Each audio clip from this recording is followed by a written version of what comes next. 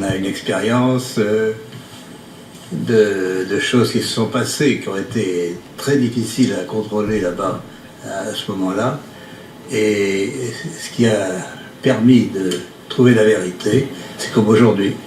Alors ce qui m'intéresse ce matin, c'est que vous travaillez en ce moment sur le virus. Je travaille, mais pas forcément au labo, puisque on travaille sur ordinateur avec un collègue, et puis c'est tout. On n'a pas d'expérience, on peut dire, mais l'expérience vient de la maladie elle-même, de toutes les mesures qui sont faites actuellement dans les laboratoires sur les patients. Et vous êtes arrivé à certaines conclusions. Alors, nous sommes arrivés à la conclusion qu'effectivement, il y avait eu une manipulation au sujet de ce virus. C'est-à-dire? Eh bien, qu'une partie, je ne dis pas le total, n'est-ce pas, mais il y a un modèle qui est évidemment le virus classique, et là c'était un modèle surtout venant de la chauve-souris, mais à ce modèle, on a par-dessus ajouté des séquences notamment du VIH, le virus du sida. Mais quand vous dites « on a ajouté », qui a ajouté? Moi je ne sais pas. Mais c'est pas naturel, c'est ce que vous voulez dire? Non, ce n'est pas naturel, c'était un travail de professionnel, un travail de biologiste moléculaire. C'est un travail très minutieux, on peut dire d'horloger, on peut dire au niveau des séquences. Mais dans quel but? Dans quel but, ça, ce n'est pas clair. Moi j'expose, si vous voulez, mon travail c'est d'exposer les faits, c'est tout. Je n'accuse personne, je ne sais pas qui a fait ça et pourquoi. La possibilité, c'est peut-être que ils ont voulu faire, on ne sait pas, on a voulu faire un vaccin contre le sida. Donc on a pris des petites séquences du virus et on les a installées dans la séquence plus grande du coronavirus. Alors je suis pas sûr de comprendre tout ce que vous dites. C'est-à-dire que dans ce virus, il y a une part de VIH? Voilà, c'est ça. Le matériel génétique du virus est un long ruban d'ARN, n'est-ce pas? Comme de l'ADN, mais c'est de l'ARN. Et dans ce long ruban, à une certaine place, on a fixé des séquences petites de VIH. Mais ces séquences petites ne sont pas petites pour ne rien vouloir dire. Elles ont la possibilité de modifier, par exemple, ce qu'on appelle des sites antigéniques, c'est-à-dire, si on veut faire un vaccin, on peut très bien modifier la protéine qui est exposée pour le vaccin par une petite séquence venant d'un autre virus. Et vous êtes certain de ça? Parce qu'on a dit que le bruit a couru, que c'était d'une origine humaine, finalement. Et ça a été ensuite réfuté par la plupart des autorités scientifiques, quand même. Il y a quand même une volonté d'étouffement, si vous voulez. Les travaux, nous ne sommes pas les premiers. Un groupe de chercheurs indiens, très, très renommés, avait publié de la même chose. On les a forcés à rétracter. On les a forcés comment? C'est-à-dire, c'est annulé. Il y a, si vous regardez leur publication, vous avez une grande bande annulée parce que... Mais ce que vous dites là, la plupart des scientifiques disent le contraire, quand même. De moins en moins.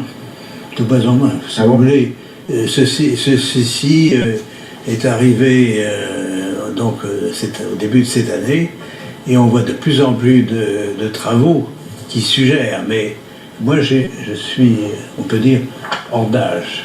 Je suis prix Nobel et je peux travailler librement.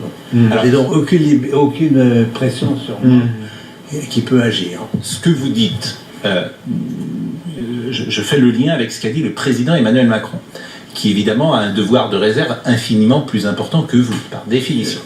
Et qu'a-t-il déclaré au Financial Times? Il a dit « Il y a manifestement des choses qui se sont passées qu'on ne sait pas ». Bon, ça c'est le premier lien que je fais. Le deuxième lien que je fais, c'est avec Mike Pompeo, le chef de la diplomatie américaine, qui a dit « Nous menons une enquête exhaustive sur tout ce que nous pouvons apprendre sur la façon dont ce virus s'est propagé, a contaminé le monde et a provoqué une telle tragédie ». Et les États-Unis ne semblent pas exclure que le coronavirus provienne d'un laboratoire chinois à Wuhan et évoquent une enquête pour faire la lumière sur son origine. Tout ça date des dernières heures. C'est le chef de la diplomatie américaine, Mike Pompeo, qui était interrogé mercredi soir sur Fox News, sur un article du Washington Post qui affirmait que l'ambassade des États-Unis à Pékin avait alerté le département d'État américain il y a 2 ans sur les mesures de sécurité insuffisantes dans un laboratoire de Wuhan qui étudiait les coronavirus chez les chauves-souris. Monsieur Pompeo a été questionné également sur les informations de Fox News selon lesquelles plusieurs sources pensent désormais que le Covid-19 actuel signalé pour la première fois justement à Wuhan en décembre émane de ce même laboratoire, même s'il s'agirait bien d'un virus naturel, pas d'un agent pathogène créé par les Chinois, et que sa fuite ne serait pas volontaire mais due au mauvais protocole de sécurité. Voilà ce qui s'est dit. Mais bien sûr que il faut se méfier. Mais oui, bah, j'entends bien.